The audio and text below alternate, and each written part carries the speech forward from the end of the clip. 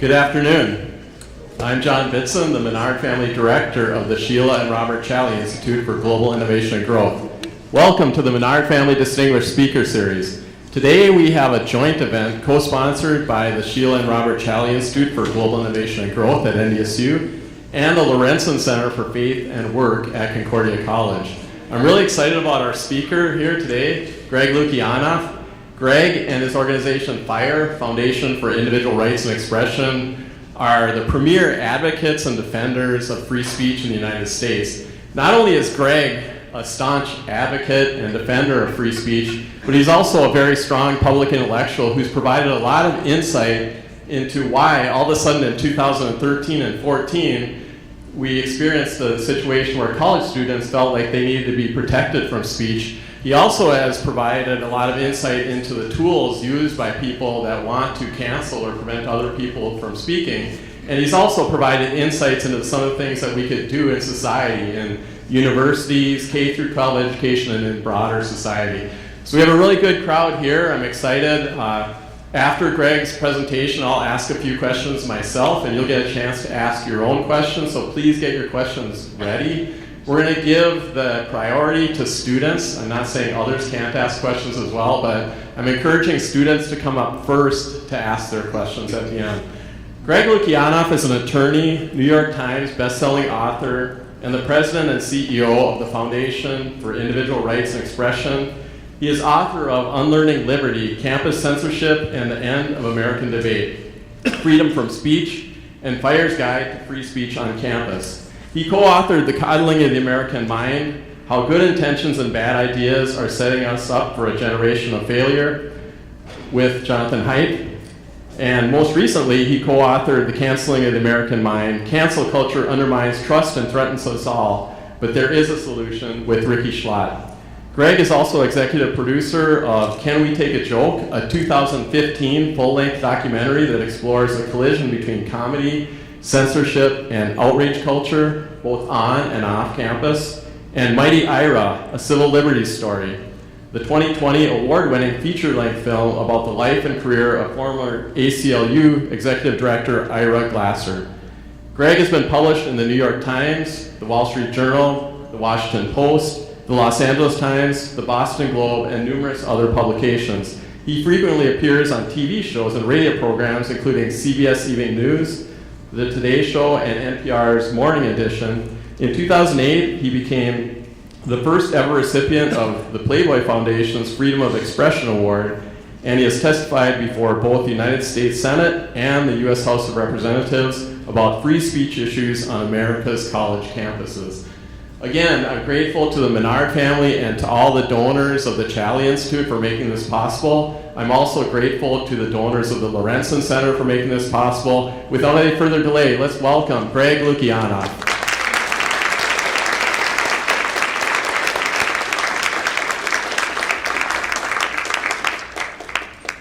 Okay, let me see if is my mic working? Can you all hear me? Okay, excellent. This is actually my first trip to North Dakota, let alone Fargo, so thank you so much for having me. I would also like to thank the Menard family and the Challey Center. I'm actually going to be quoting the Challey Center's work quite a bit in this presentation, and thank you to NDSU, of course. So I want to start with something that would introduce FIRE, what we do, who we help, and what our principles are. So I'm going to be showing two videos tonight, one at the beginning and one at the end. My name is Enes Cancer Freedom. I'm from Turkey. I play basketball in NBA for Boston Celtics. I remember the first time coming to America, one of my teammates criticized the president. And I said, dude, what are you doing? They might put you in jail. And he said, this is America. And he explained to me about what his freedom of speech means. And unfortunately, if you use your free speech in Turkey, you will end up in jail. So I started speaking out against the Turkish government. And they revoked my passport, they put my dad in jail, and my dad had to put a statement out and say we are disowned Venice. So, people should feel very lucky and blessed to be in that country like America where there's human rights. And obviously America having their own problems, but change can only happen in America with freedom of speech. And without freedom, you cannot do anything. It is so important to have organizations like FIRE because they are protecting our First Amendment and freedom of speech.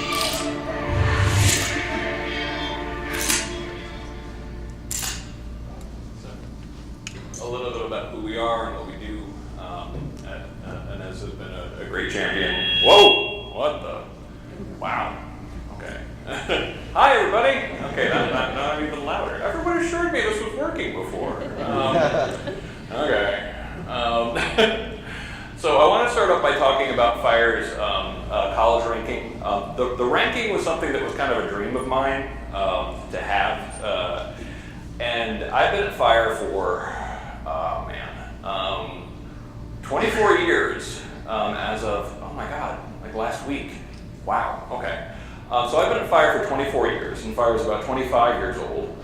And almost from the first day, people were asking me to rank schools according to how good they were for freedom of speech. But hopefully those of you who have read my books know that I take my social science very seriously. So I knew that that required a tremendous amount of data, which we did not have. What we started doing was evaluating whether or not schools' policies violated the Constitution. That's something that was within the realm of possibility, although a Herculean effort for a tiny organization. But it would take a lot more before we could actually do a ranking.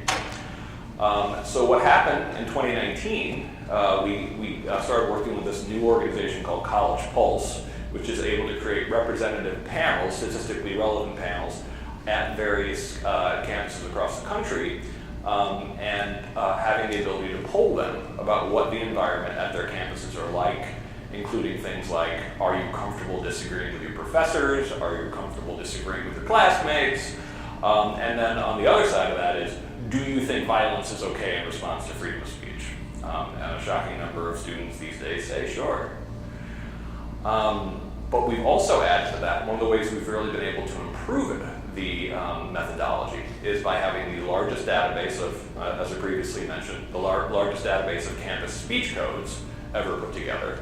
But we added to that the largest database of attempts to get professors fired or canceled, as it's sometimes colloquially called, to get students punished in some way or canceled, and the largest database of deplatforming. And deplatforming includes not just attempts to get speakers disinvited, but also, for example, when people show up and physically block someone from being able to get into a speech, or shout down a speaker, or actually shut down a talk due to violence. And so in our 5th annual, and by the way, every single one of these surveys we've done has been the largest survey of student opinion on freedom of speech ever done. And so at this point, our only other peers in this is our previous year polling.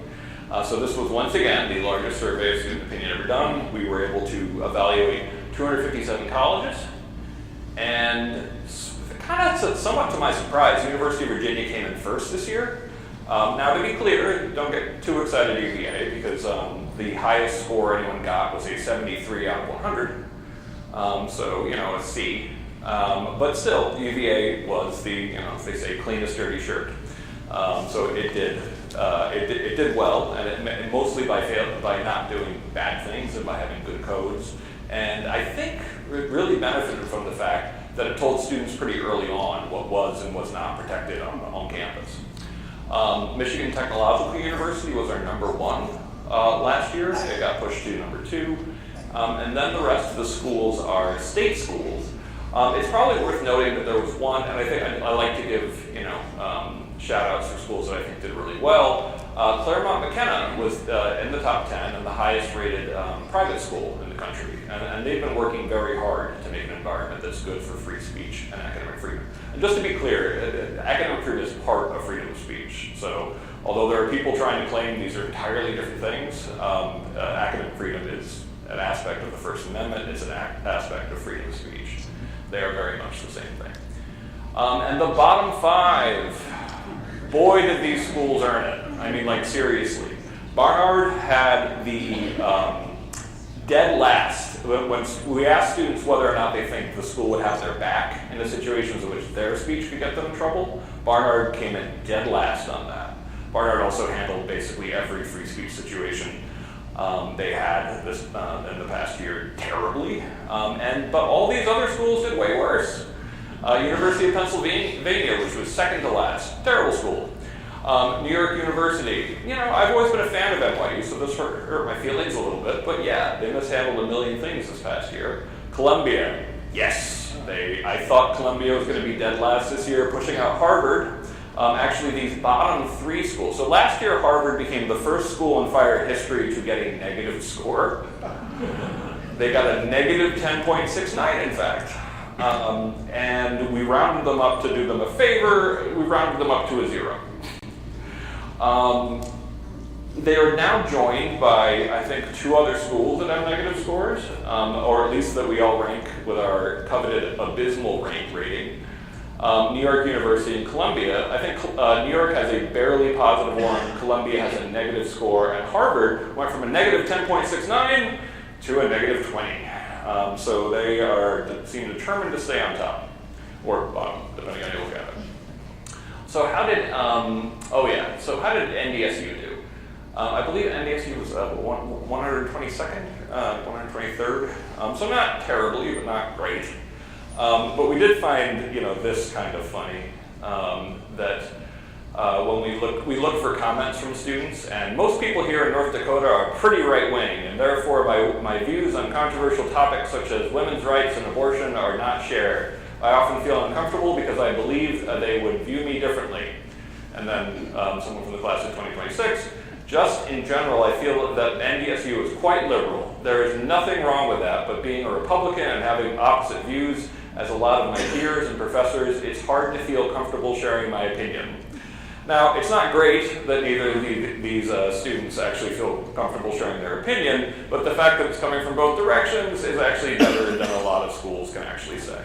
And again, I know that some people were disappointed by where you guys ended up on our rating, but keep in mind, you beat out the entire Ivy League, you beat out alma mater Stanford, you beat out MIT. So congratulations. A troubling national trend is the percentage of students who said shouting down a speaker, blocking other students from entering an event, and using violence to stop a campus speech is at least rarely acceptable. And the correct answer on whether or not that's acceptable is never. I think only about half of Oberlin students said that responding to speech with violence was never acceptable.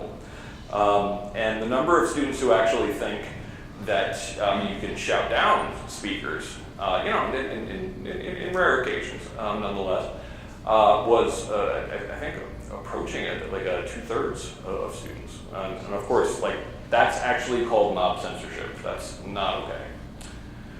And an example of this in action, I'm going to show you some slides. I'm going to show you a slide on the stats for shout downs in the past year. But one of the more spectacular ones, and we actually saw a fair amount of violence last year in response to speech. But 2023 was the worst year for deplatforming that we'd ever seen. And that was before October 7th. But Berkeley, this case took place after October 7th, and this was where an Israeli Defense Force speaker was planning to speak. Students organized, they gave nice evidence of what they had planned, with all caps messages going out to their fellow students, shut it down! And then students swarmed the site where the former soldier was supposed to speak.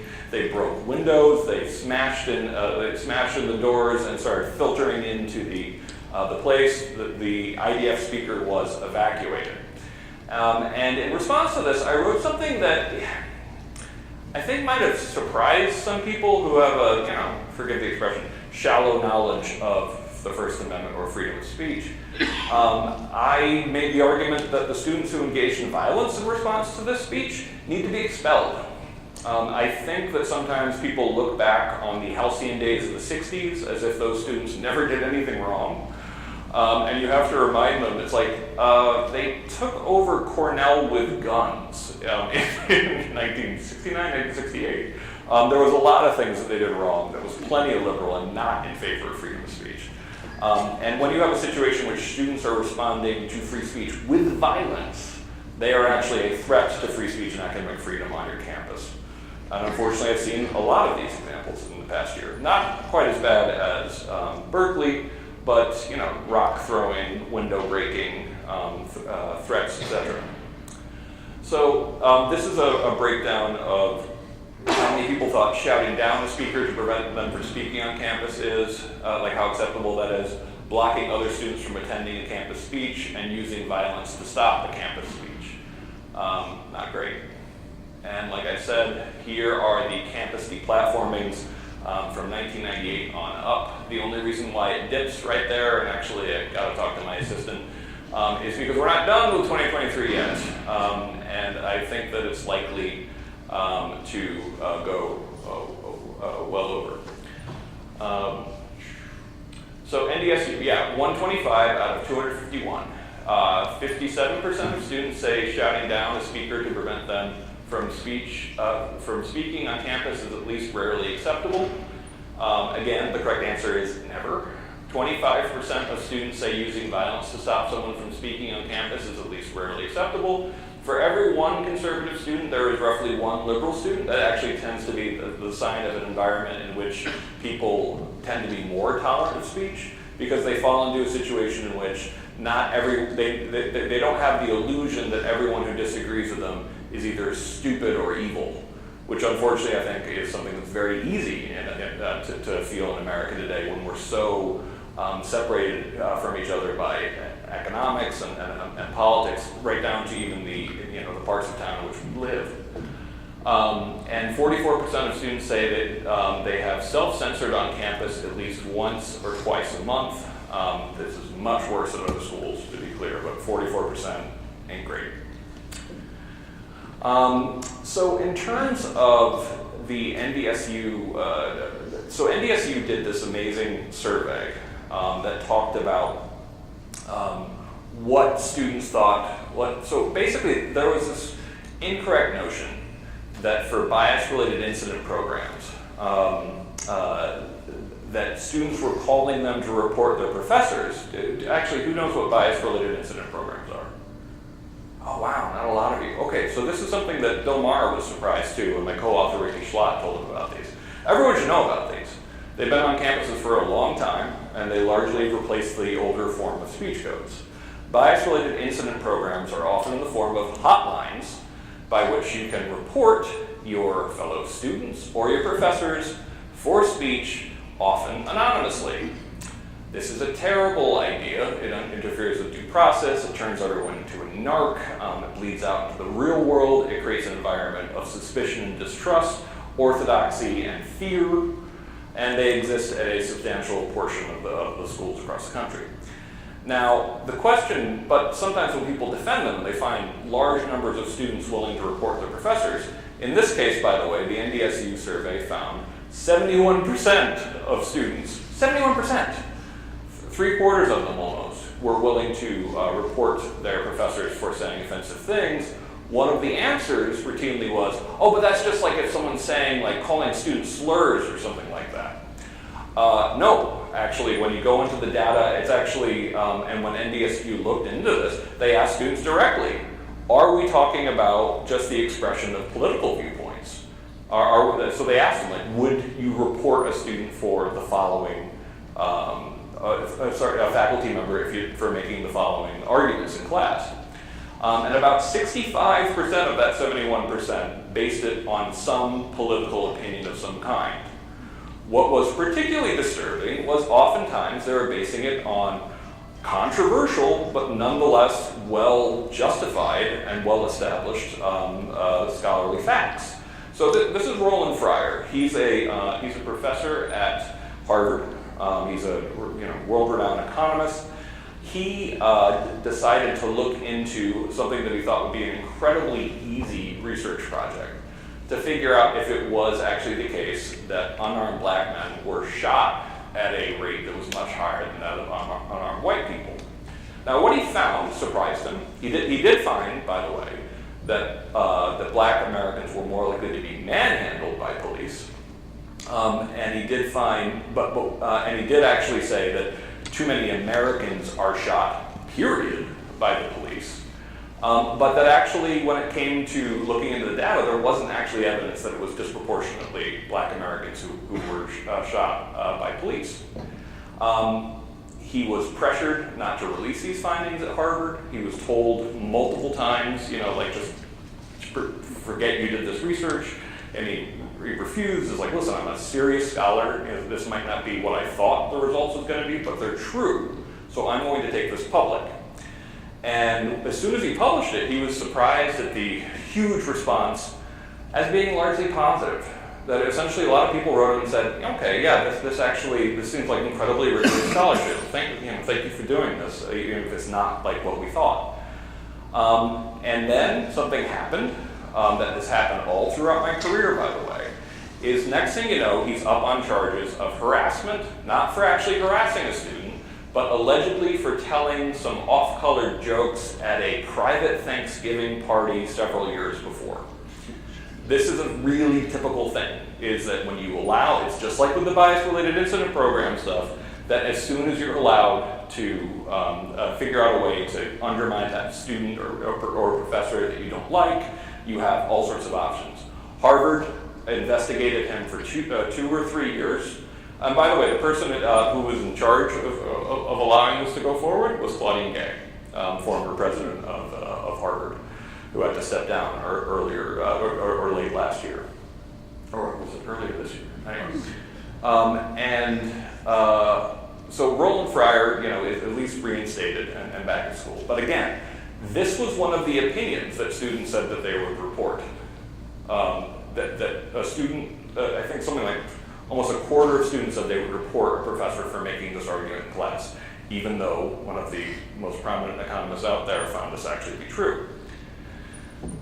This is actually a friend of mine, Carol Hooven. She's a evolutionary evolutionary biologist, and she wrote a book on testosterone. And while she was touring with the book, she made an argument dealing with trans issues, where she said, listen, we should be compassionate towards trans people, we should use their pronouns, but we can't pretend biological sex does not exist. And next thing you know, there was a campaign to get her fired from Harvard, led by a graduate student who was the head of the DEI task force, and eventually it led to a situation in which she left Harvard, even though people like Steve Pinker came to her defense. Harvard itself did not. And what Harvard needed to do, just like stand up for Roland Fryer, in that case they actually railroaded on purpose, but when it comes to Carol, all they had to do was say, no, we're not watching a campaign here for someone saying something, frankly, that everyone believed until 3 weeks ago on our campus. Now, guess what another opinion was that students said should be reported? That biological sex is real. I think that was something like 20% of students as well. And then, of course, there was anything related to the safety of the vaccines, saying anything about that. Jay Bhattacharya is one of the people pointing out not so much the safety of the vaccines, although, well, actually, no, he has pointed that out as well, how the research was on this kind of stuff. He also was a real skeptic of masking. It actually turns out Jay was right on a lot of that, and it's since pretty well established. But they also, interestingly, students both said that professors undermining faith in vaccines should be reported. And I think that was something like 21%. But also, professors who were critical of people who were critical of vaccines should be reported, and that was about 10%. So it's kind of like, this is great. This is an incredibly intolerant group of young people, unfortunately. And here's the thing. Here's why you should all care about this. Is one, it's really unusual for students to have these kind of attitudes, at least in my experience. When I started in 2012, the best constituency for freedom of speech on campus were the students themselves.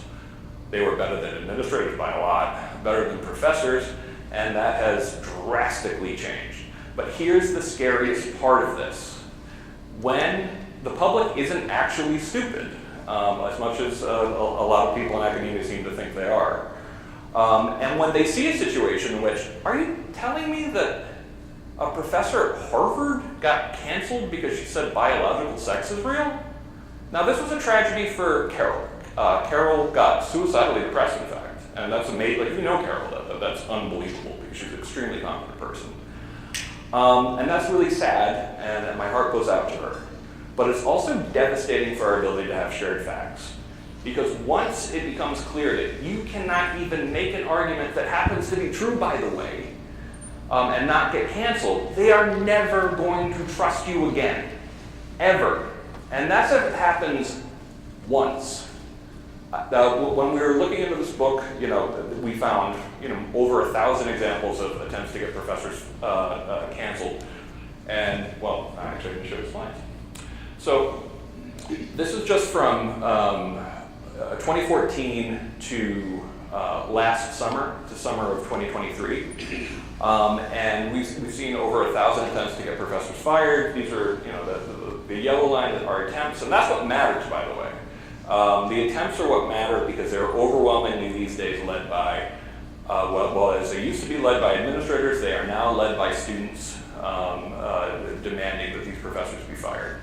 It took until about 2017 for students to get up the chutzpah to actually really go after their professors for what they said in class, what they published, and what they said in their private lives. So the numbers have really risen.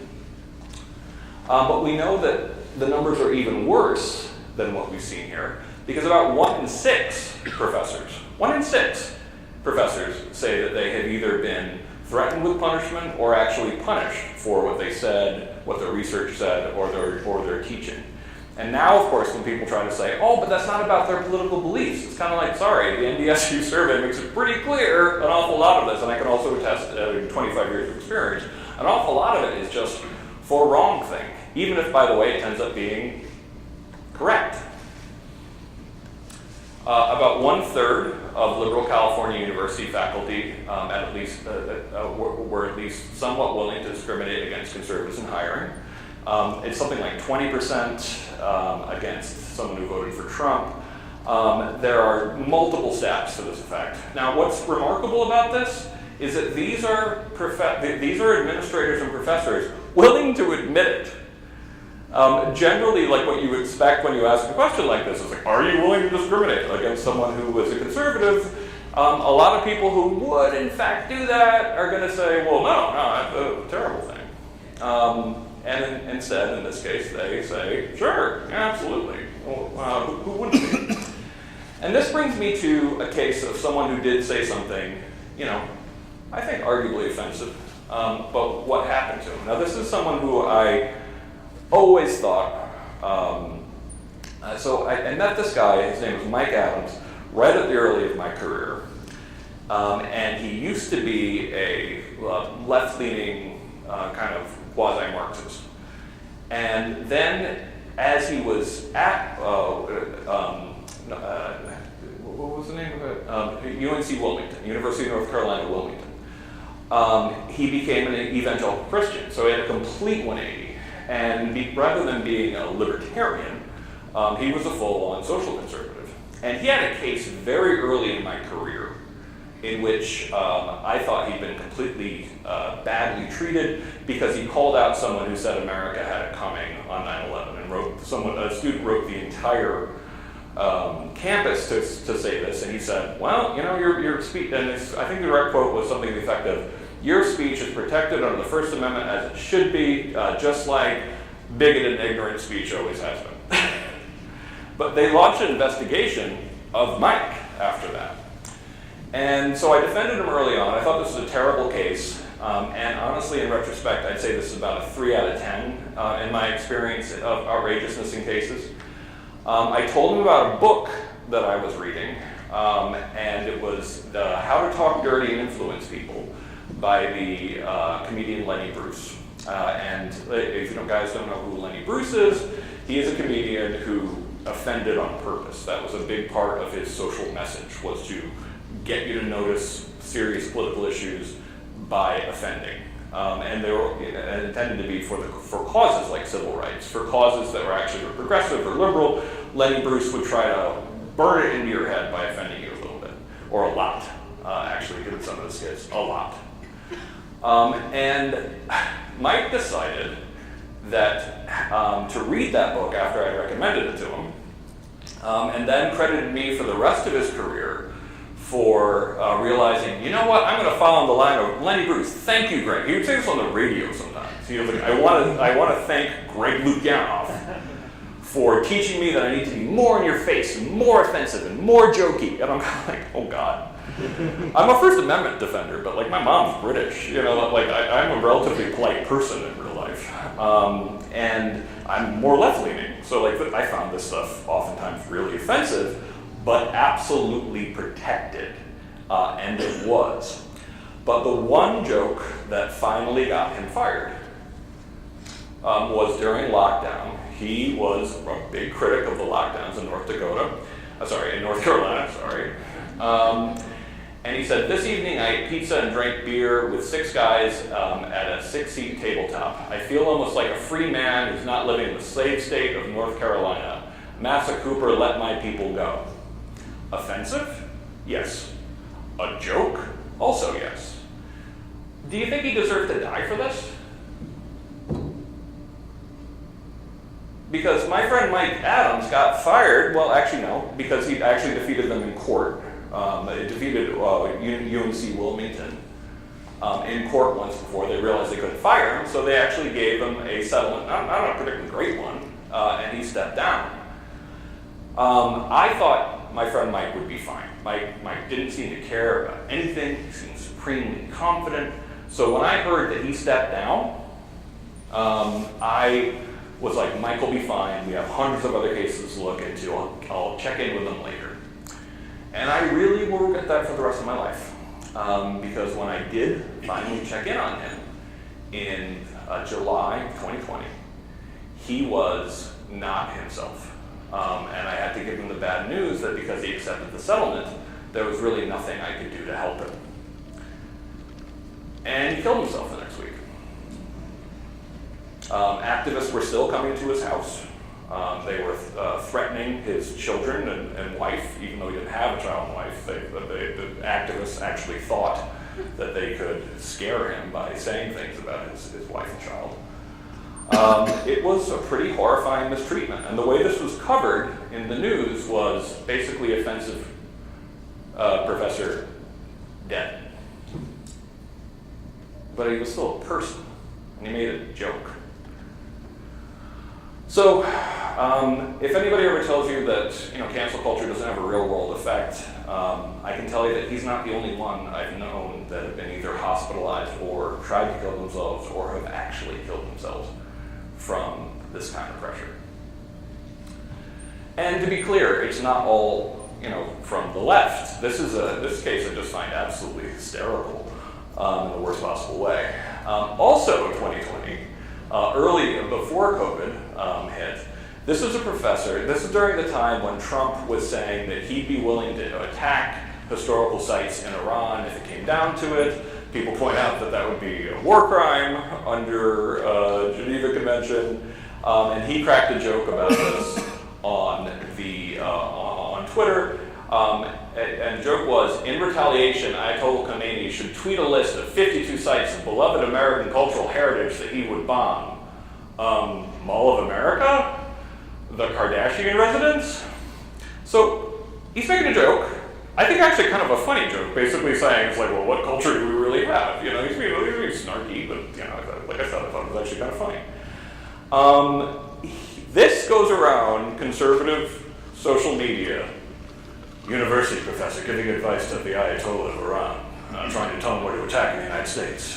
What should we do about this traitor? And I read these headlines first, I'm like, oh my God, this is crazy, I can't believe the professor was doing this. And then I found out it was this tweet that they were talking about. And Fancy lost his job, and he's never gotten it back. And it was still, up there as if he had done. He was really giving advice to the Ayatollah. And then there are ones that don't fit any sort of political preconception at all. This is a case we just finally won, and this is a student who was getting her degree in pharmacology. She wanted to be a pharmacist, and her career nearly ended because someone in her class discovered that on her private Instagram page, she would sometimes have some racy content. She was like a big fan of Cardi B, for example. And okay, you like, racy hip hop in your own time, in your own life, like who cares? But apparently the argument went something like this: that is behavior unbecoming a pharmacist. As if people choose their pharmacist based on like whether or not they approve of what kind of music they listen to. And this is one where we actually had to fight this one out for years. I thought the principle here was incredibly easy, but schools often skirt these kind of cases by actually claiming, she's graduated since, so it's mooted, so I guess we're off the hook. And the district court believed this at first, but a appellate court didn't let them get away with it. So we finally won this, what I would consider to be incredibly easy, also kind of funny case. And in terms of taking on the right and the left, we also were one of the groups that fought and defeated Ron DeSantis' Stop Woke Act. Before the Stop Woke Act was passed, and by the way, the Stop Woke Act was written so broadly, it required lawyers to go into court and actually make this argument with a straight face. Under the Stop Woke Act, professors would be allowed to argue against affirmative action, but they couldn't argue for it. That is admitting that your law is unconstitutional. It's not even a close call. And when we were first made aware of the content of this law, we told the DeSantis administration, this is laughably unconstitutional. This will be laughed out of court, and if this gets passed, we will challenge it, and you will lose. Passed it anyway. We challenged it, and they lost.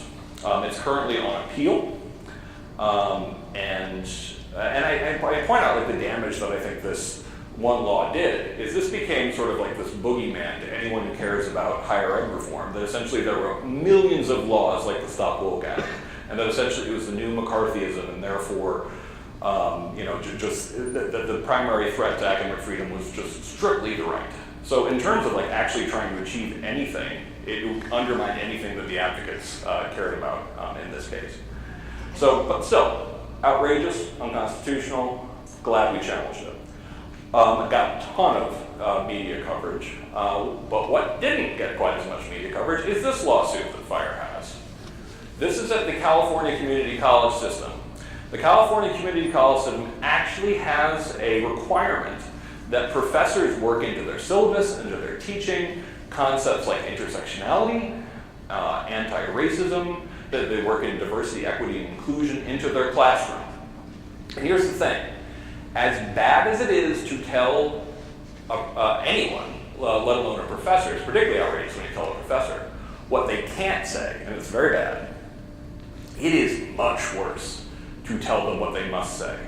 That is totalitarian, not just authoritarian. That's trying to go into someone's brain and make them be an exponent of beliefs that they may not have. And in this case, to be clear, they were not asking them to be critical of these concepts. They were asking them essentially to endorse them, even if they didn't endorse them. And so in this case, we were able to put together a coalition of professors in order to sue. And we included, this is a chemistry professor in California. And he quipped going into court that I don't know how to explain the anti-racist point of view of the atomic weight of boron. This is not a concept that makes any sense in chemistry, but here's the thing. It's not a concept that makes any sense anywhere, because you're not supposed to be able to tell professors what they can and cannot teach, and worst of all, what they must say or what they must believe. And it is frustrating that this case has gotten like 1% of the attention that the Stop Woke Act has, maybe 0.001%, because it's in many ways worse. So, but in closing, I wanted to point out one thing that a lot of students don't know, because I think there's been a long, very intentional, in some circles, campaign against freedom of speech, to point out that, to lie, essentially, to students and young people, that free speech is the argument of the three Bs, the bully, the bigot, and the robber baron. Now, of course, I always point out that robber barons, rich people, they do just fine in society, and they generally don't need constitutional protections to do fine. Historically, they do great. And once you have a democracy, the people who need freedom of speech are people who are not in the majority. So literally numerical minorities are the only people who need freedom of speech or the protection of the First Amendment. Just factually, mathematically speaking, this is true. So you should not be surprised, particularly given how much freedom of speech mattered in the civil rights movement and the gay rights movement and the women's rights movement. And by the way, there were attempts to have a women's rights movement, a gay rights movement, and a civil rights movement prior to the 1950s. And every time they were shut down because the First Amendment was not strongly interpreted until about the 1950s. So it shouldn't surprise you when it comes to freedom of speech that some of your heroes were big advocates of freedom of speech. That includes Frederick Douglass, absolutely apologetic. People like Ida Wells, but also people like Mahatma Gandhi, would talk about the importance of freedom of speech, particularly free press. And of course, you may have not heard this speech before, or maybe you have, but I think it's important to know this. If I lived in China or any totalitarian country, maybe I could understand the denial of certain basic First Amendment privileges because they haven't committed themselves to that over there. But somewhere I read of the freedom of assembly. Somewhere I read of the freedom of speech. Somewhere I read that the greatness of America is the right to protest for right.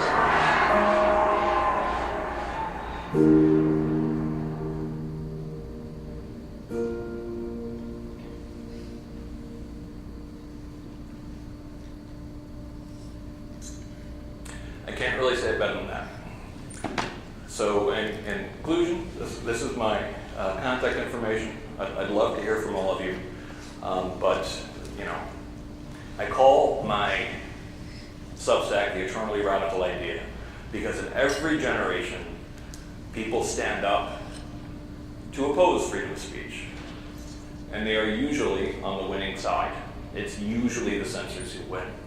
And I've been lucky enough to grow up in a time where they were losing. And unfortunately, I feel like they, particularly due to some real great PR campaigns on the behalf of power, they've been able to really threaten the future of freedom of speech. And I think people will really understand how much they needed it when it's lost. But I hope not to actually get there, and I hope to have your help in preventing that future. So thank you.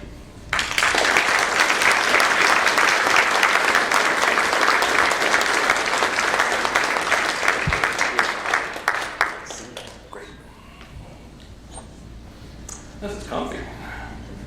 It's like a green velvet.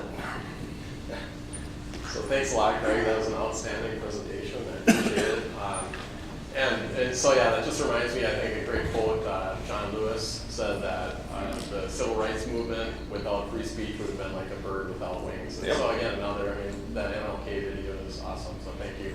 One of the questions I want to ask you, I think this is, if you think about attacks on free speech or limitations that people want to make on free speech, there's three kind of arguments that I think that we hear a lot of times. And one of them is that, well, we have to prevent hate speech. And then a second one is, and the last two I think are very closely related, saying that we have to prevent misinformation or disinformation. And in fact, Hillary Clinton last week said something about we need to justify the role of government censorship based on not allowing misinformation or disinformation to be spread. And I wonder, what do you think about those exceptions to free speech? Yeah, I mean, it's important for younger people to know that there is no hate speech exception to the First Amendment. There never has been. It would be utterly incompatible with our interpretation of the First Amendment. Because the bedrock principle of freedom of speech is that you can't ban something just because it's offensive. That's from a 1989 case about whether or not you can burn an American flag. And what's the logic there? It's that offense is just too subjective, it's just too vague, it's just too broad. And by the way, it puts in, if you allow people to ban something simply because they're offensive, who's going to be defining that? Generally, it's the elites and the ruling class of your society are going to decide. This is something that John Stuart Mill would argue about civility, in 1859. Just pointing out that, and who do you think is going to define civility? It's going to be those in power defining it. and it's going to lead to an imposition of the norms of the most powerful in society on everybody else. So that's a problem right there.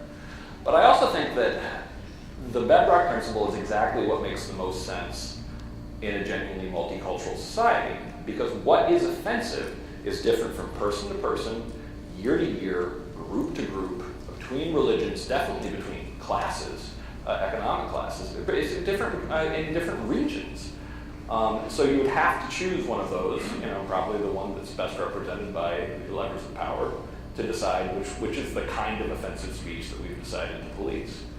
So there's lots of reasons why it's troubling from a sort of philosophical standpoint. There's also just the issue with what happens when that actually ends up in the hands of power. And I can guarantee you that there's this really kind of foolish argument, and I'm sorry, I just have to call it foolish. And I feel like power is currently trying to sell this to people.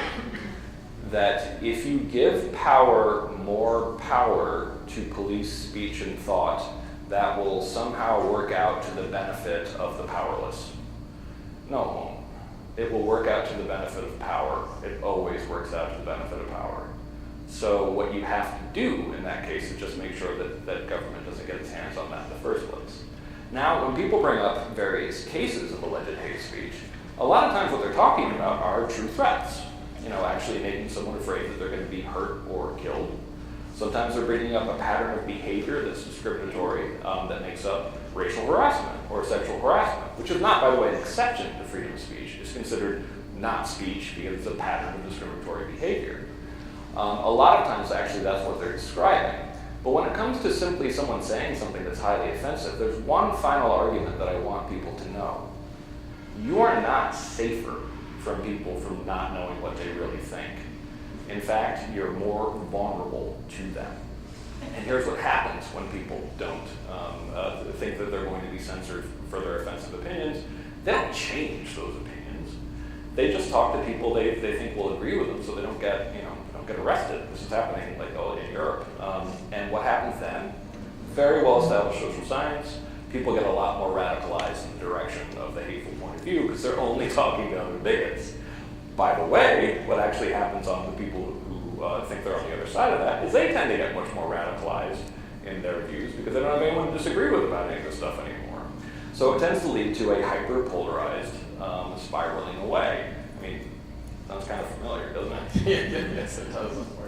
And when it comes to misinformation, disinformation, this is, so I tend to think of hate speech as being and this was very intentional, the original hate speech theory, was more or less propounded by Herbert Marcuse in 1965, and he was explicit.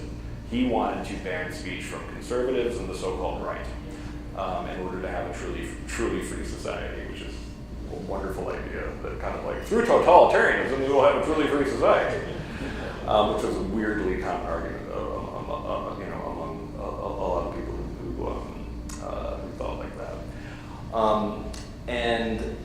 But misinformation, disinformation, misinformation, disinformation is the whole ballgame. Essentially, I think the Enlightenment has been incorrectly named. I agree with Yuval Harari that it should be better known as the discovery of ignorance, because that's really what the Enlightenment was. It was saying, no matter what was handed down from our families, our ancestors, our culture, when you put some of the stuff to a test, through the scientific method, through just discussion and debate, it turned out an awful lot of things we used to believe did not hold up at all, and in many cases were just plain wrong. So really the Enlightenment was discovering ways to figure out how wrong we had been and not actually get to truth, but get closer to truth by chipping away at falsity. And freedom of speech has been the best device for peaceful resolution of conflict, but also for the discovery of science and discovery of new ideas, etc. Partially because it is based on these two rules that Jonathan Rauch talks about in Kind of the Inquisitors. But essentially it relies on two facts. No argument is ever truly over, and no one gets to call special authority to shut down an argument forever. But an exception to freedom of speech for misinformation or disinformation underestimates how difficult it is to actually know what is true. Understanding what is true through a process of understanding what is false, is a never-ending, arduous process that is always harder than you think it is. And people who very conveniently are kind of like, well, there should be no protections for misinformation, disinformation, are wildly oversimplifying how hard it is to know that you're wrong. And I mean, so many of the same people were saying this, said things that were just disproven, like in the past 5 years, and they have no memory of it. But the scariest outcome of this, I mean, you should all be scared about this, is government trying to claim for itself the role of arbiter of truth. Because even if you like the current administration, think about what that power would look like in the hands of the other one, no matter where you lay on this. So I think that the idea of giving what misinformation, disinformation as an exception to freedom of speech means is giving government power over truth itself, which is a terrifying idea. That's scary. One of the things I read your two most recent books, and excellent books, by the way. If you have one of them, I would also recommend The Coddling of the American Mind as well. But one of the things that really struck me with both of them is how you identified very specifically a time period when all of a sudden students start to demand things like they want to cancel speakers or disinvite speakers. They start using a heckler's veto. They started asking for material to be excluded from classes that makes them uncomfortable. And it was around 2013, 2014, you identify that. And I thought it was super interesting kind of how you came to this, where you had experienced cognitive behavioral therapy in your past, and you approached Jonathan Haidt, based on, you kind of could identify what was happening based on your past experience, and you approached him to write the original article that was called The Coddling of the American Mind. So could you talk a little bit about your experience and how it led to insights into and how you figured out how this was happening, or had some ideas of why this was happening at the time it was? Yeah, I mean, this requires going back to a very difficult part of my life, and one of the reasons why I feel so much for people who, become suicidal in the face of culture war. It's because I did in 2007. I was been president of FIRE for about a year. It was utterly exhausting to be in the culture war all the time. I was away from my friends in New York City, and I just had a horrible year. I mean, I nearly got in actual fistfights with conservatives for defending liberal speech. But my girlfriend, when I said, when she really seemed to disapprove of the fact that I defend Republicans and conservatives, and I remember telling her, I said, listen, I believe that Nazis have a free speech right, just like the ACLU did in Skokie. I certainly believe Republicans do. And her actual response was, I think Republicans might be worse.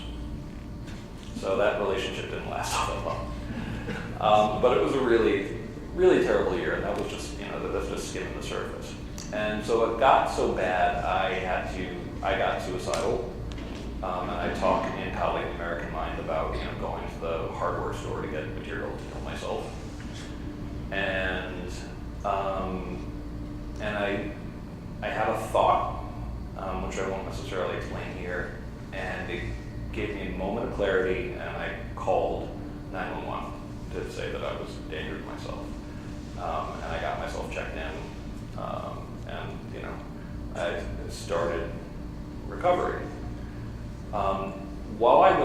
After the really acute phase, I started studying cognitive behavioral therapy. And what cognitive behavioral therapy is the most, actually, how many people here know what cognitive behavioral therapy is? Oh, more of you should learn about it. So it's the best established intervention for depression and anxiety that we know of, in terms of it's got the highest number of studies on it. And it's deceptively simple. What you do is, we found that, let's say, you go on a date and it doesn't go well, and you're in a depressive, anxious state of mind, and you get home and you look at yourself in the mirror and say, I'm going to die alone. And what cognitive behavioral therapy does is you look at that thought. What you do is you literally go to a sheet of paper, you write that thought down, how it made you feel, and then you ask yourself, is this a cognitive distortion? And what cognitive distortions are they are basically mental exaggerations. that will make you miserable or make you depressed. These include things like binary thinking, thinking everything is all good or all bad. They include things like emotional reasoning, that what my feelings are telling me is always correct, which honestly is simply not true. But also includes things like, from that example, mind reading, believing that you know that the person you're on the date with hated your guts. It's also fortune telling, that essentially that you're going to die alone. It's probably not enough evidence quite there yet. And the last one is catastrophizing, which is essentially something relatively small and limited happens, and next thing you know, you're saying that you're going to die alone. And there's no way to do this other than doing these exercises every day, and it definitely helped also to have a smart cognitive behavioral therapist, because how clever your brain can be, particularly if you're kind of prone to depression, in convincing yourself that these cognitive distortions are true. Now, as I was recovering, I was watching what was going on campus from 2008 to 2013, and I was saying to myself, it seems like some administrators on campus were essentially telling students, do engage in emotional reasoning, do catastrophize, do engage in fortune telling, do basically every single one of the cognitive distortions I could think of, or that are written down. And I was like, wow, but thank goodness the students aren't buying this just yet. I was hoping never, because oftentimes students don't really buy what adults tell them to do or think, at least they used to not. That was healthy. But around 2013, 2014, students showed up on campus and started demanding new speech codes, demanding disinvitations, as you mentioned, all of these. And their justification for doing so was generally medicalized. And it was saying that rather than like a previous generation, I don't want this speaker on campus because they're a bigot and I think they're terrible. They were saying, this person can't come to campus because it will be psychologically harmful for, usually not me, but like some other person on campus. And I was looking at all these justifications, and they were all based in ideas of there being a catastrophe in the offing, there being that if your emotion said it must be true, that fortune telling, mind reading, all of these things. And I was like, oh my God, this is going to result in both a disaster for academic freedom and free speech, because students who really believe this are going to threaten free speech anytime they think it could be psychologically difficult for any student on campus that they care about. But it was also going to be a disaster for mental health. And so I proposed this to my new friend at that time, Jonathan Haidt, who's a well-known social psychologist. And he loved the idea. And so we wrote the original article, which I wanted to call Argument Toward Misery, by the way. I always hated the title, Coddling the American Mind. And we wrote the original article, and then things got so much worse after the article came out that we wrote a book. Once again, I didn't want it to be called Coddling the American Mind. I wanted to be called Disempowered, but once again, other powers won out. And so we wrote a book about it as the data was coming in. And that was in 2018. And when it comes to the mental health situation for young people, it has gotten disastrously worse since 2014. And it has gotten, and the situation for academic freedom and free speech, it's also gotten disastrously worse. And I appreciate that John will point out that the theory that still continues to make the most sense and be the most plausible was basically what we sometimes refer to as the reverse CBT theory, that essentially it's like we're telling young people the mental habits of anxious and depressed people, and then being shocked that they're so anxious and depressed. Yeah, well, thanks for sharing that, because so again, read the Canceling the American Mind and the Coddling the American Mind, because again, I think it's useful. Unlike elder people, you actually provide a lot of insight into why this is happening, which provides potential solutions. Things that we're doing that we shouldn't be doing that are causing this problem. So thanks for that. Yeah, I've definitely run into people who think they hate the book because they don't like the title, and I have to explain to them, I don't like the title either. And then when they're saying, and sometimes I'll get it also, and I totally disagree with it, like, so you disagree that we're teaching young people the mental habits of anxious and depressed people? And they'll look at me like, that's not the point of the book. But I'm like, Kind of wrote it, so yeah, it is. I just want to ask you one other question before we get to the audience. Again, students, get your questions ready first. But first, the last question I want to ask you again, in the canceling of that in mind, you have an entire chapter on cancellation and comedy. So can you just talk about why is it, and you talked about Lenny Bruce a little bit right now, but why is it so important to include a chapter on comedy, and maybe talk about some of the things that you've noticed in terms of cancellation? So we did a documentary back in 2015 called Can We Take a Joke that you mentioned when you were introducing me. And that was because when my first book came out in 2012, I did a podcast at the Comedy Cellar in New York City. I got invited by Noam Warman, who has a great podcast. He's the owner of the Comedy Cellar. And even in 2012, I was on a panel, and the self-described, most liberal comedian on the panel said, "I don't like doing campuses anymore because you can't use your good material because people get offended too easily." And I was like, "Wow!" Even Lee Camp, a very left-leaning comedian, didn't want to do campuses anymore. So we started doing a documentary about it, and that came out in 2015 and got a larger release in 2016. Right as it was coming out, Jerry Seinfeld said publicly he doesn't want to play campuses anymore. Chris Rock said he didn't want to play campuses anymore because for all the reasons we actually talk about in the movie. So I think comedy is important because the jokes you can tell are the outer fringes of what's allowable under freedom of speech and what's allowable in the Overton window. And when comedians start fearing they're getting in trouble, that's really bad news for the whole society. This is, it's very common. The first thing that a lot of totalitarian regimes will go after is comedy and satire because it's so poisonous to a regime that has to have everyone fear and respect it. So I have good news and bad news on the comedy chapter. Comedians, on a lot of cases, don't want to do campuses anymore. They agree with Jerry Seinfeld and Chris Rock and a number of comedians that we talked to in the piece. Some of them will agree to do them if they jump through hoops. Caitlin Flanagan wrote a good article about how many hoops comedians have to jump in to come to campus, partially because it's still the case that students are used to reporting speech they don't like to the bias-related incident program. So that's still the case to a degree on campus. So it still hasn't been fixed on campus.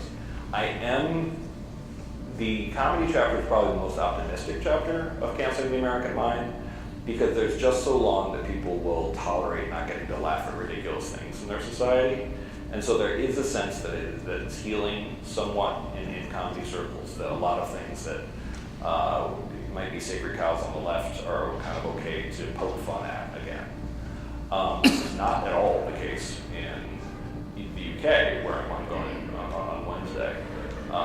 You can get arrested. You can get fined $25,000 in one example for making an inappropriate joke. So comedy I think is a bright spot overall. It's still not good on campus, and it's really under threat in the rest of the world. Yeah. So students, please come up to the microphone if you have a question. So I just want to ask you, you had an interview with John Cleese that I saw. Could you talk about that wow. so we can find that? It was really, I liked it, but I don't remember where it was. Yeah, just my last name is kind of uncommon, so just Google Lukianoff and John Cleese. I did 2 interviews with him, in fact, and that was half British, so that was one of the oh, you lost your hearing. That was one of the highlights of my career. I mean, he was kind of like a god in my household. So that was fun. Hi. Hi. Can you hear me clearly? No, actually, maybe you have to. There you go. Okay. Hi. Hi. Oh, There we go. So great speech, by the way. Thank you. So one of the things that fuel cancel culture, specifically for me, is that sometimes we feel powerless, that the system is not going to be fair to us. When someone says something that threatens our identity, threatens who we are, and we feel that if everybody is allowed to say whatever they want under the umbrella of free speech, we don't trust the system to be able to say, oh, this is a threat to this people's life. And at the end of the day, we saw that over and over again, we could see that the system is actually supporting this over and over again. The system is actually supporting this kind of view. And we do feel that this is not just a speech, this is not just a free speech, this is a threat to us. But to them, they just feel, oh, we're just talking, we're just making conversations. And over the way, when they post it on social medias, we find ourselves being attacked because of who we are, we can't help it, and just say, oh, they're just sharing their opinions. What do you say to that? Well, I guess my question is, it sounds like you believe that cancel culture is good in some circumstances. That is how me personally I mean, a lot of people believe that. Okay, that is how me personally feels we can be heard about things that, because I appreciate your talk about saying that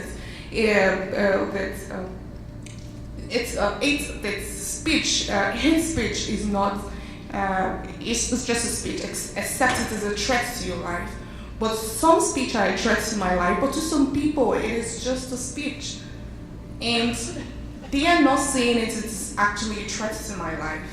And that's the only way we can actually tell people that this is a threat to my life is by tweeting it, going and like, oh, this person can say, well, it will feel as if we're canceling the person. But this person is actually saying things that are threats to my life. So how do you think we should handle those such situations? Wait, a literal threat to your life? Yes, by giving a comment, like making a joke, like you said, or making a vague comment, but this comment is literally a threat to your life. Like, oh, I don't want to give specifics here. But I am also curious, like in terms of someone who was canceled, like is there someone that you think was appropriately canceled? And I think there are. I believe there are some people that were. Arguably, like a correct answer to it, but who, like for example, who? Okay, I'm not a fan of Andrew Tate. I believe that he says very demeaning things about women. Yeah, sure, he is. And so to some people, what he says is things that most new generation men, boys, tend to favor. And they say, oh, this is how you should look at a woman. This is how you should talk when a woman is talking to you. This is how. And to me, he feels like he's just giving his own opinion about things. But you could see that from experience, you could see people behave in such manners to you that, oh, just because an influencer Andrew Tate says, oh, this, you can do this to a woman, I can see directly it's influencing my way of life. And it's a threat to me, and I have to speak up. And I feel that the system, like, Andrew Tate is not somebody that should be up there talking. Yeah. But the society is favoring him. I feel powerless. I feel I couldn't do anything. And I feel people are listening to them and actually taking his advice and implementing it on people like me. And I feel like, how can I say something? Because everybody will say, oh, you're just too uptight. Or it's just, you can take a joke. Or, no, I can say his point. And we can't just sit there and say, oh, he has an opinion, when it is actually influencing millions of people. Yeah. Okay, Andrew Tate's a particularly unsympathetic example, and I have no sympathy for him. I didn't realize he said anything with jokes. It sounded like those were his actual opinions, which I find quite demeaning. But let's keep in mind that people like Harvey Weinstein and Andrew Tate, like they met their demise because they actually broke the law, not because they said highly offensive things. And when it comes to the creation of, I believe you can absolutely think that someone was canceled appropriately. A lot of people will give Kanye West, for example, for saying some of the anti-Semitic things he's been saying recently, what was appropriately canceled. But the thing I really want to caution people about cancel culture, and a lot of the cases that I was talking about up here, those are the ones that I see every day. I don't see as many examples of someone. I mostly see people who are saying things that were assertions, scholarly assertions, being canceled for making them, which undermines our faith in in the production of ideas.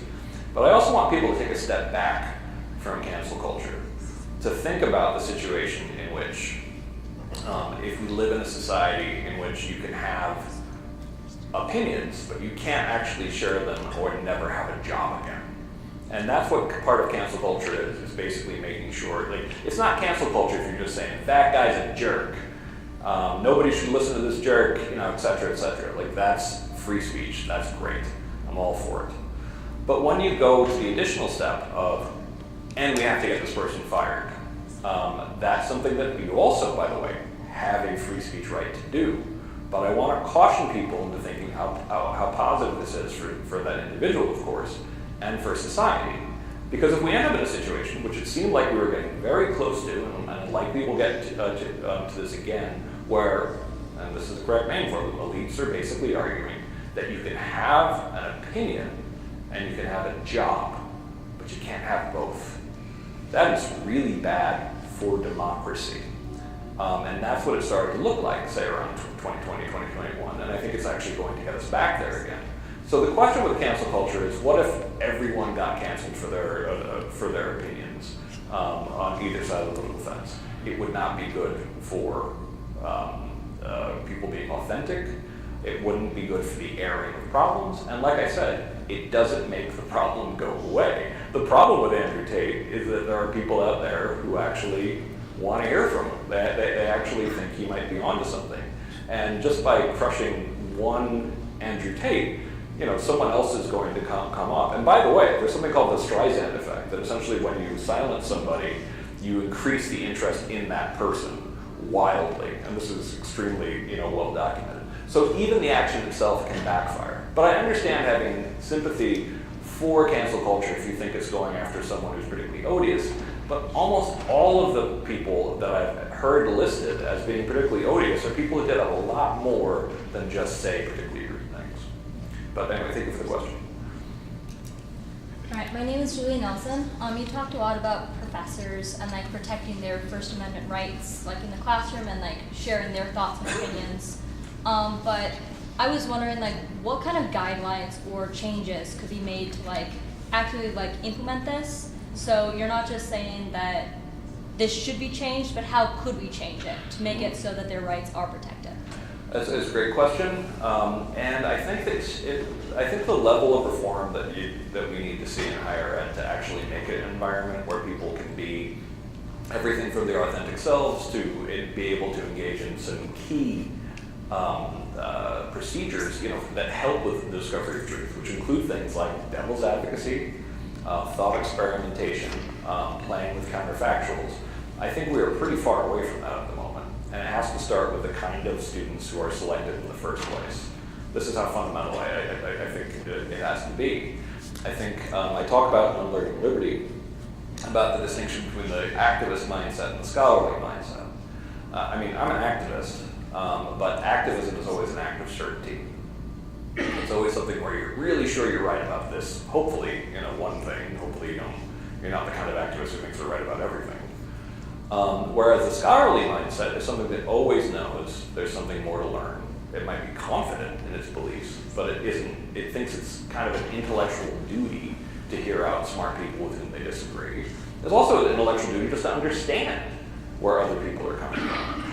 And campuses have focused a lot on recruiting people who are highly activist. And unfortunately, in modern activism, on the right and the left, since there's kind of a cluster of beliefs that activists tend to have, it means that they do think they have a great deal of moral and political certainty on a dozen, maybe even 24 issues. So I think, actually Harvard took a step in the right direction by asking rather, when have you, protested a cause you didn't believe, you opposed, asking instead, when was the last time you realized you were wrong? When was the last time you had a talk with someone you disagreed with? When was the last time you sought out disconfirming information? That would be a lot better of a process for getting people with a scholarly mindset in campus. But I'm going back to the admissions level because I think this stuff runs deep. And I think that when students set foot on campus, they have to be taught some of these ideas, preferably by faculty, not by administrators, about thought experimentation is devil's advocacy. I mean, if I could wave a magic wand, I would say, every student in the U.S. doing a formal debate in which they have to take the opposite side from what they believe in their junior year of high school would be an extremely healthy thing. Because once you have to do that, it becomes a lot harder to think the people you disagree with are stupid or evil. Now, keep in mind, I haven't mentioned a single policy at this point yet, because what I'm talking about are ways to actually improve the culture of freedom of speech and people's thinking about the limitations of their own mind, to not be so intellectually arrogant, to understand that ultimately, like old sayings like "to each their own," "everyone's entitled to their opinion," "walk a mile in a man's shoes," "don't judge a book by its cover," these old sayings actually got something about what it means to be in a small, deep democratic society. Is that you have to check yourself and not be, my fancy way of saying this is epistemically arrogant, to assume that you have nothing to learn from anybody else. So this has to start pretty early. Now, in terms of what schools can do, they should fix their speech codes. They should get rid of their anonymous hotlines for reporting teachers and classmates for speech. They need to talk about these issues an awful lot more. They need to, I think institutional neutrality helps. And in terms of actually undermining the certainty that creates a situation which students think are so sure of themselves that they think they can silence their fellow students and their professors, one innovation that I think would be incredibly helpful is to have more co-taught classes between professors who fundamentally disagree with each other. Because I think that really undermines a sense of certainty on any number of topics, the way a really strident, politicized professor will only feed. So there's a lot to be done, and actually the last third of Counseling the American Mind is recommendations for how to improve the situation. But 1/3 of it's directed at that, not because I think this is an easy problem to fix, but because I think it's so difficult. Should we adopt the Chicago statement at NDSU? Yeah. Yeah. Okay, thanks. I'm trying to do that myself. I think the Calvin report and the 2015 Chicago statement are both great. Okay, my question is about social media. Do you think the social media companies should have the right to ban or limit what can be said or what can be shared in their platforms? Or what do you think should be the limits? Or should they allow every single form of free speech? As a private company, social media companies should be allowed to decide that for themselves. I do, however, and I wrote to Elon Musk when he bought, but actually before he bought X, saying, listen, you should follow First Amendment standards because they're not because you have to, but because they're the best thought out meditation on how you have freedom of speech in the real world, with sensible exceptions like true threats are not protected, like I said, discriminatory harassment is not protected, the defamation is not protected. It's the best way that people have done. So I think that you can gain a lot of wisdom from First Amendment standards, and my old friend David French made this same argument in the New York Times many, many years ago. But would I want to impose that on social media? Absolutely not. Because once you can impose pro-free speech norms, you can also impose anti-free speech norms. And of course, private companies have their own associational and free speech rights too, to decide for themselves like what should and shouldn't be allowed. As far as improvements they could all make, though, is they should be transparent about what those limitations are. And I think that everybody, I wouldn't oppose a law that said something this simple, that a social media platform above a certain size, if they kick someone off, has two obligations. One, to let them know why, and two, to let them know how to appeal. And I think that would go a long way for fixing it. But I'm more, basically when it comes to the problem of censorship on social media, I am more afraid of giving power to the government to fix that than I am the disease itself. Thank you. Hi, I'm Preston Brown. I was just wondering, I should have asked everyone's name. of the schools that were on the list for the survey, have any schools tried to improve where they are on the score? Oh, absolutely.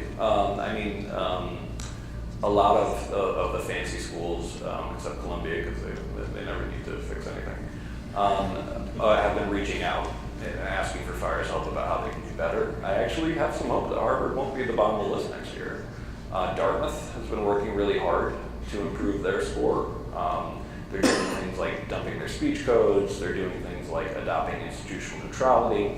And one of the biggest things they can do is just make sure that students know that the administration will have their back if they get trouble for freedom of speech. So it's been a powerful tool for prompting reform. I mean, University of South Carolina was third from the bottom last year. I think they were 60th this year because they made so many changes over the course of the year that actually vastly improved them. They went from a red light speech code to a green light. Some of the cases where they mishandled, we let those decay. Like if something bad happened last year, it's a bigger deal than if it happened 4 years ago. So schools are, a lot of schools, not all of them, looking at you, Barnard, are taking the rankings very seriously and wanting to do better. Thank you. Hello, my name is Allison Kunkel, and I'm kind of building off of the other social media question. Yeah.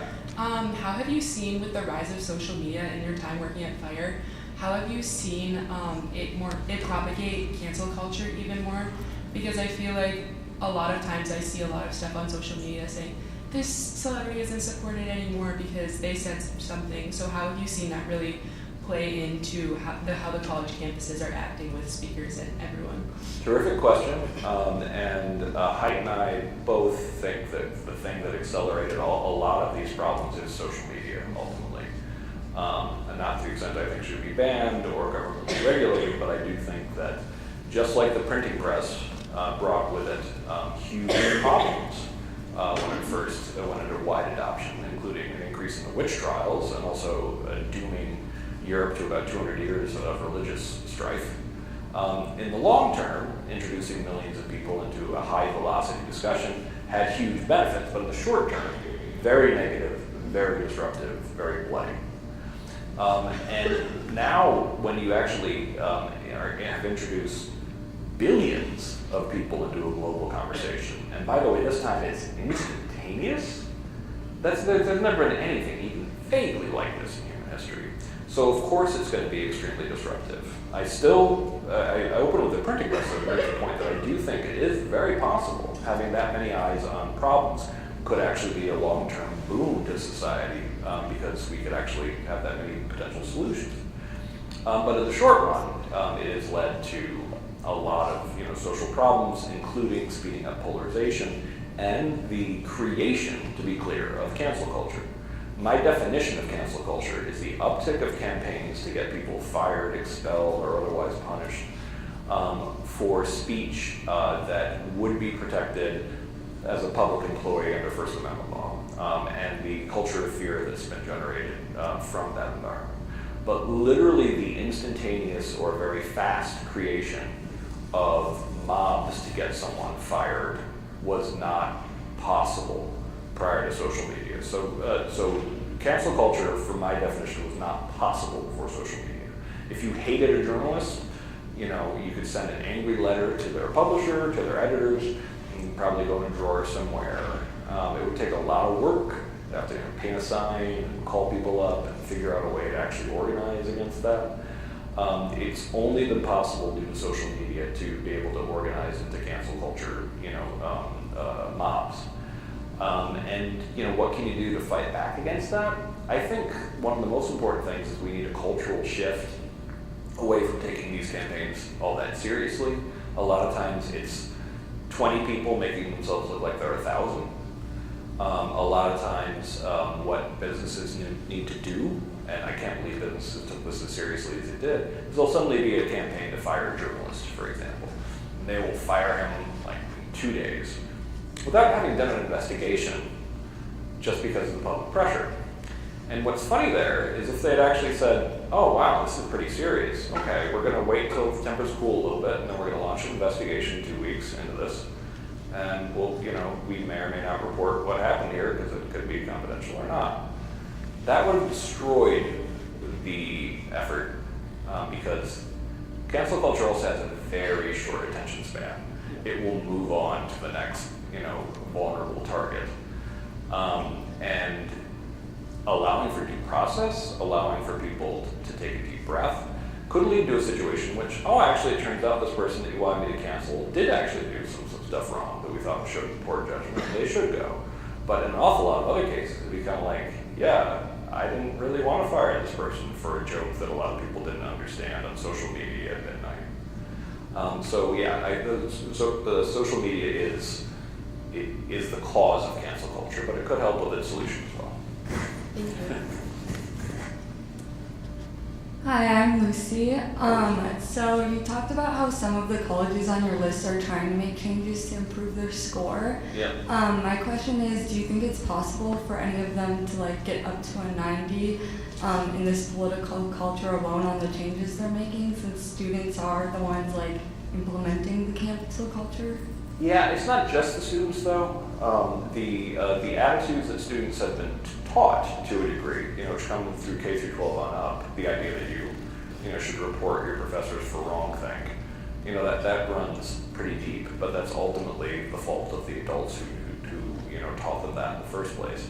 And the reason why 2014 was such a disaster for academic freedom and free speech was because it was a cohort of students who went from being very good on free speech to being much more comfortable with canceling professors, meeting an administrative class that had too many activists in there who wanted to cancel those professors as well, and those students. So they kind of joined up forces, and the rest is disastrous history. In terms of, do I think they can get to a 90? Probably not for a while. I do think that, like I said, even the best school that we have was a 73. I do think we can get a lot better though than they currently are. You get rid of all your speech codes. You get rid of, you don't cancel any professors or students. You stand up in the face of deplatforming and shout downs. You all get benefits for that. And then you have to really convince your students in an unusual way that the administration will have your back. That you shouldn't be afraid of disagreeing with your fellow students and professors. That's going to be a longer process. But I do think that 90 is a long way off, but 85, fingers crossed. Thank you. Hi, I'm Elijah McNeil. My question is, what's something us college students can do to slow down or stop these negative changes we're seeing? I think that's a great question. I think that hosting debate and discussion can be great. I definitely think the exercise of having to take a point of view from which that students disagree with and trying to advocate as if that's true is a very difficult exercise for students these days. It used to actually be relatively easy for young people to be clear, to take positions that they disagree with as an exercise. But I think that can be, incredibly healthy. So there's formal debate. But I also think listening projects, and I've become a bigger advocate of these things, where the goal is simply to try to figure out where someone's coming from, not to convince them that they're wrong. And there was a great example of this. This was an exercise that actually I think could be really powerful. And this was an example of, they took kids from rural Kentucky or something like that, high school students, and they brought them up to a high school in the Bronx, and they paired them off with kids from up there. And the goal was to talk to that other person for the whole day, and by the end of the day, you were expected to present yourself as if you were the other person. So much so that the person you're pretending to be would actually be like, yeah, that's pretty good. That was, a active empathy project that really helps you put yourself in other people's shoes. And I think that of course you wouldn't be going from the Bronx to, find two people who really, disagree with each other and have them go through that exercise where they're putting themselves in each other's shoes and trying to present them. I think that can really get people to not be as myopic in their view of what's thinkable and where people are coming from. So I think there's lots of things that students could potentially do and could be positive about that. And some of them are as simple as, don't report your professors and your fellow students. This isn't East Berlin. Thank you. Well, thank you. I hate to cut it off at this point, but we're out of time right now and to be respectful of people's time. But thanks again. Let's give one more round of applause. Thank you for having me.